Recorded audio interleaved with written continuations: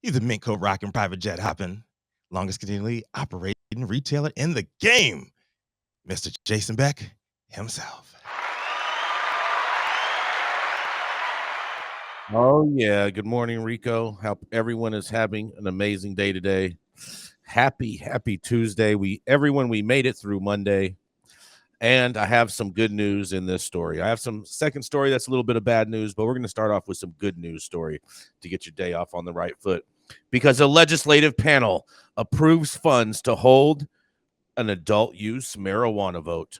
That's right. A joint legislative panel passed a bill on Monday that would give the Oklahoma State Election Board additional money to conduct the March 7th special election on adult use marijuana. That's right. Meanwhile, a House panel advanced two similar but conflicting bills dealing with election dates.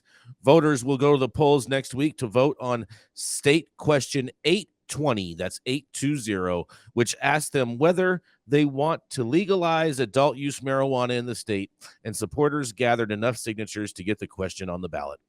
State voters legalized medical marijuana through a 2018 state question, and Governor Kate Stitt scheduled the special election for March 7th. Supporters had hoped to get in on the November 8th general election ballot, and holding a statewide special election will cost the state more than $1 million. Senate Bill 1154 would give the Oklahoma State Board of Election Board an additional $850,000 and allow it to spend more than $300,000 in unspent money from last year's allocations to pay the costs of holding the election. In a quote, it is what a statewide costs, whether it is a special or regular statewide election, said Election Board Secretary Paul Zerax. It is generally always in that ballpark. It has been a long time since we've had a statewide special election, and SB 1154 passed the Joint Committee on Appropriations and Budget on Monday, and Zerax said he was pleased that the Oklahoma legislature was moving quickly on the necessary supplemental appropriation.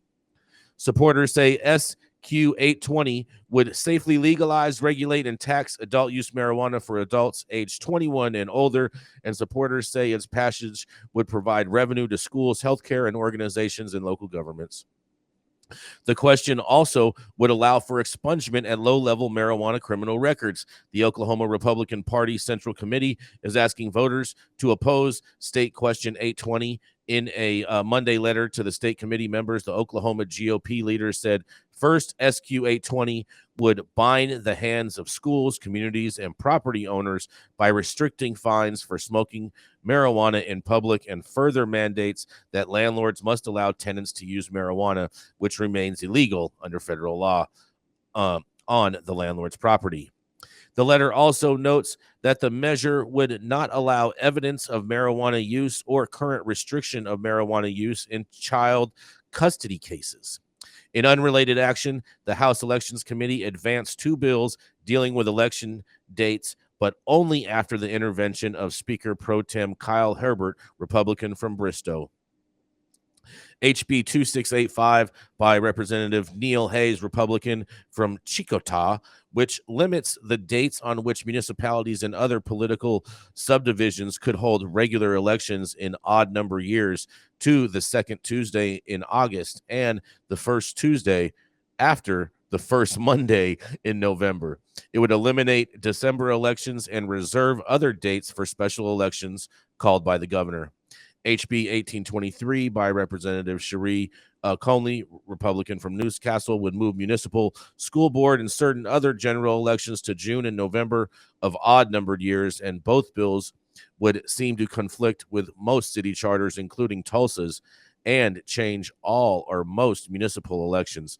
The Oklahoma Municipal League, which represents most state cities and towns, opposes both measures, and HB 2685 originally failed on a 4-4 tie, but Hubert joined the meeting as an ex officio member during presentation of HB 1823, which passed 6-3 with his help. HB 2685 then passed 5-4 on reconsideration, with Hilbert breaking the tie. The bills apparently have the backing of at least at least some county Republican parties that believe changing school board election dates will increase conservative turnout.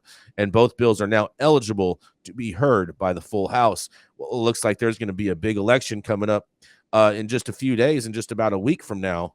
And whether or not Oklahoma will pass adult use cannabis, what do you all have to say? This is Jason Beck reporting for High at 9 News.